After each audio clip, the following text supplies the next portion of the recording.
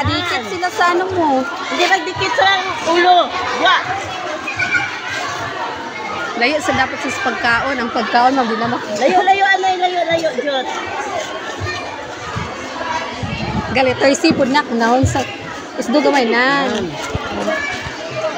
Ready.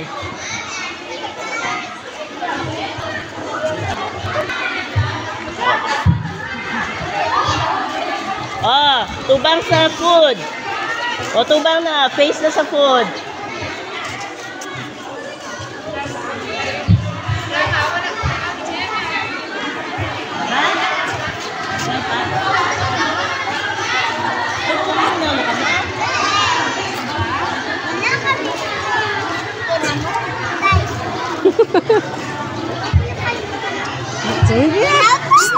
Ganun nag-uyat ka man sina kasi sino na ibutan na sa ano, ibutan sa packet ni Gadia.